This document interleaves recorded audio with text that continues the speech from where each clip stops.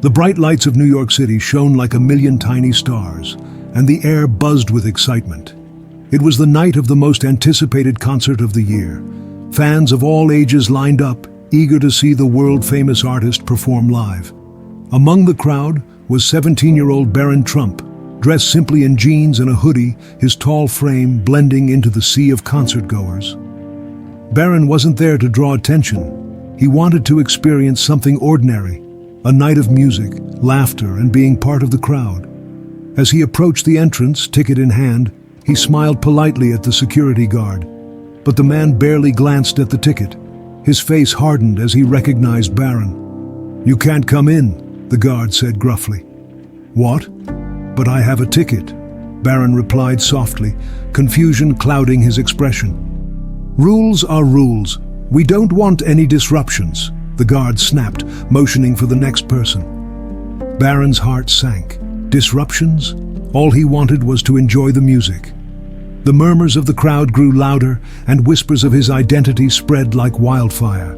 Alone and humiliated, Barron stood frozen, unsure of what to do next. Barron turned away from the entrance, his face pale and his hands trembling. He had never felt so out of place. The crowd around him grew restless, some taking out their phones to snap pictures or record videos. "Isn't that Barron Trump?" someone whispered. "Why would they deny him entry?" another voice questioned. Barron tried to hide his face, but it was too late. The whispers became louder, and soon a few people called out his name. Feeling exposed, he started walking away, hoping to disappear into the night. But the crowd followed, their curiosity piqued by the drama unfolding before them. Some were sympathetic, but others were eager to see the privileged son face rejection. Suddenly, a sleek black SUV pulled up near the entrance. The crowd gasped as the door opened, and Melania Trump stepped out, her elegant figure commanding attention. Dressed in a simple yet stunning outfit, she looked every bit the former First Lady. "Barron!" she called, her voice calm yet firm. The crowd parted like the Red Sea as she walked toward her son. Her eyes, usually serene, held an intensity that made everyone hold their breath. What would she do next?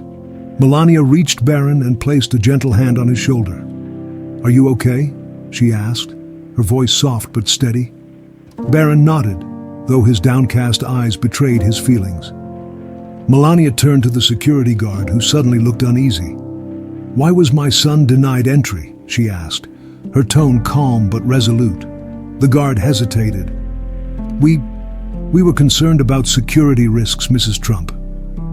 Melania's gaze didn't waver. "He has a ticket, just like everyone else here. Shouldn't he be treated with the same respect?" The crowd murmured in agreement. Many had initially judged Barron, but seeing Melania's composed demeanor made them reconsider. The guard stammered an apology, but Melania raised her hand to stop him. "No need for excuses," she said. Then, turning to the crowd, she added, "Privilege doesn't exempt us from humility. Barron wanted to enjoy this night like any other young person. Let's not judge him for that." Her words struck a chord, and many in the crowd wiped away tears. She looked back at Barron, her expression softening. "Come, let's go home. Sometimes the best memories are made in the simplest of moments." Barron hesitated, his heart torn. Little did he know this night was far from over. Barron and Melania walked side by side, away from the crowd and the glaring lights of the concert venue. The once lively street now felt eerily quiet. Barron kept his head down, his emotions a tangled mess of embarrassment, frustration, and sadness. "Mom, I didn't want this," he murmured, his voice barely audible. Melania glanced at him, her expression unreadable. "I know, Barron," she said softly. "You just wanted to be yourself tonight."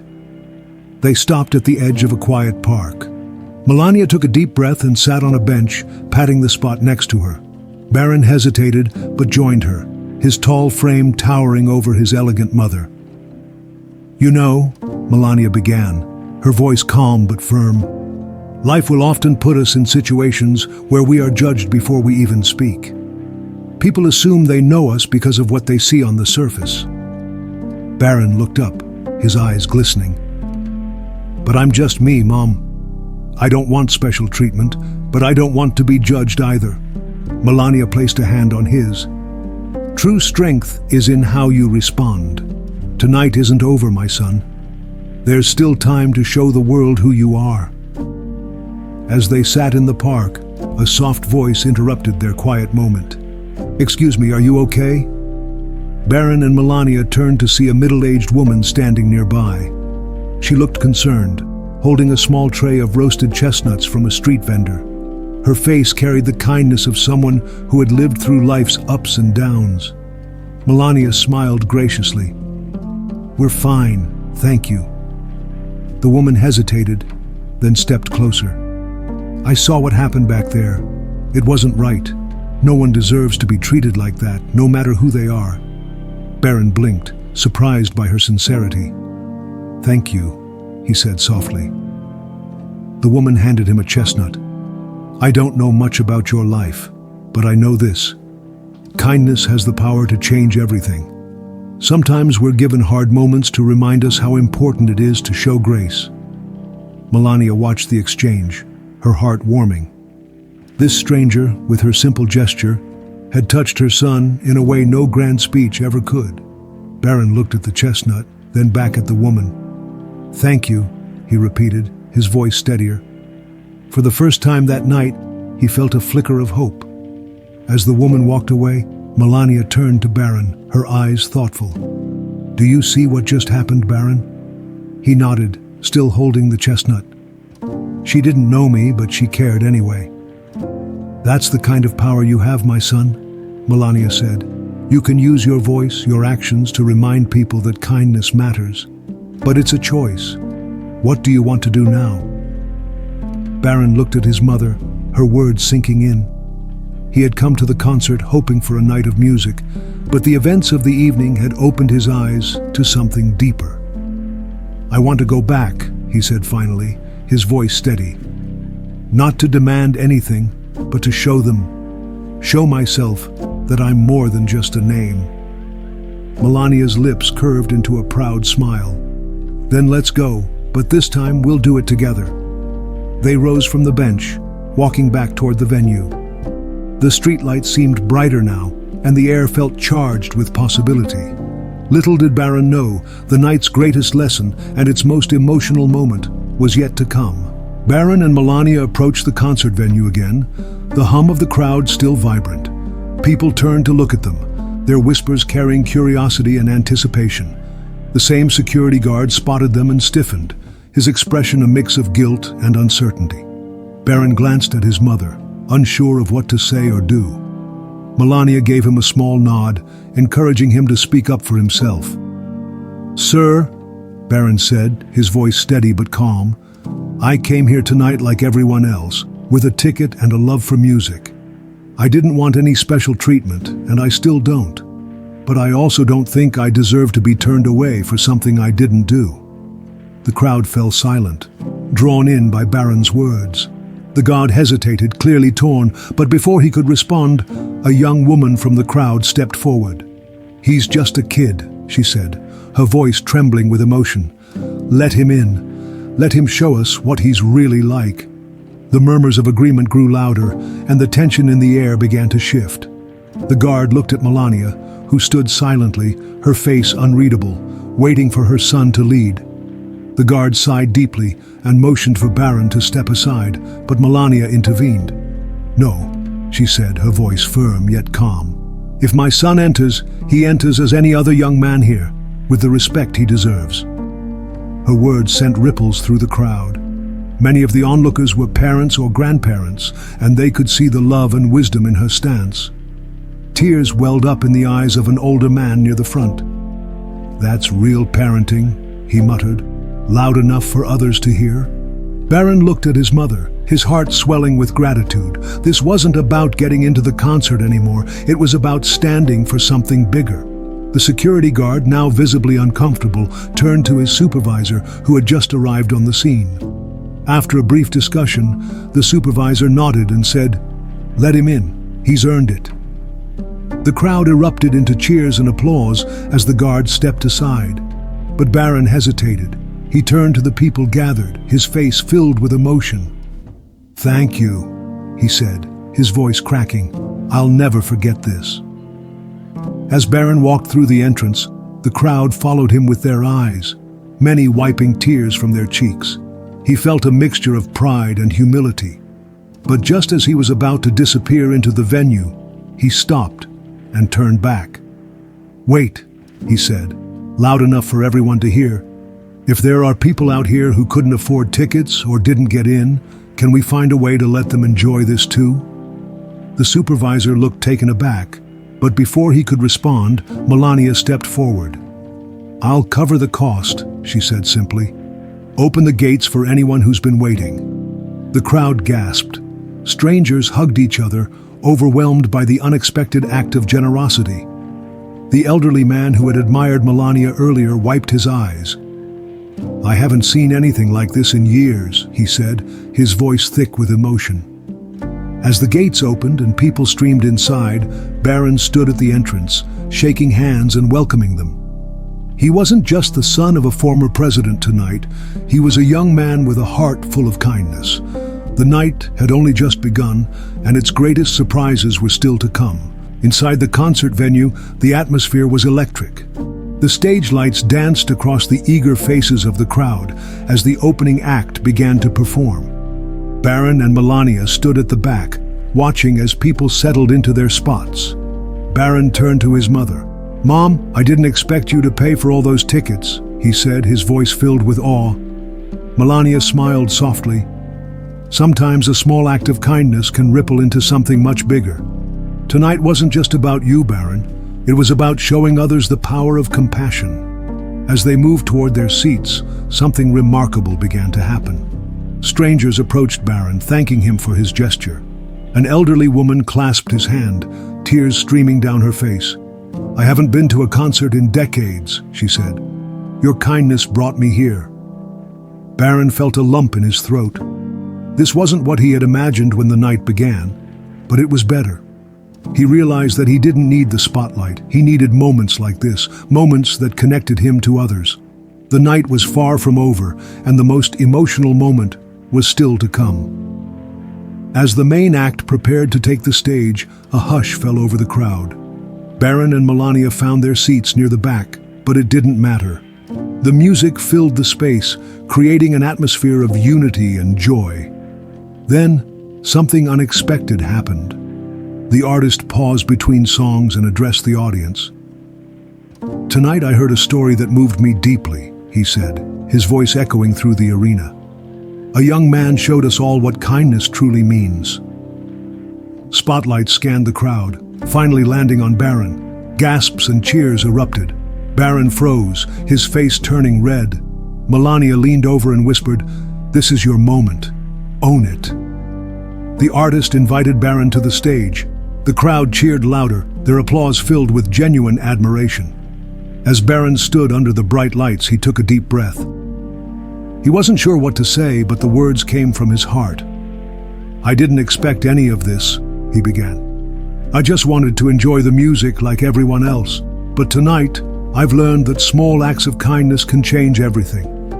Thank you for letting me be a part of this." The audience erupted in applause, many wiping away tears. After Barron returned to his seat, the artist dedicated the next song to him and his mother. It was a heartfelt ballad about love, kindness, and the connections that bring people together. As the song played, Barron glanced around the venue. People were swaying, holding hands, and some were openly crying. An older man nearby turned to him and said, "You've given us all something to think about tonight. Thank you, son." Barron nodded, too moved to speak. He looked at his mother, who gave him a proud smile. For the first time in his young life, he felt like he had made a real difference, not because of his name, but because of his actions. As the concert ended and the crowd began to disperse, strangers continued to approach Barron, sharing their own stories of struggle and hope. Each one left him more determined to use his platform for good. When they finally stepped outside, the crisp night air felt refreshing. Melania placed an arm around her son.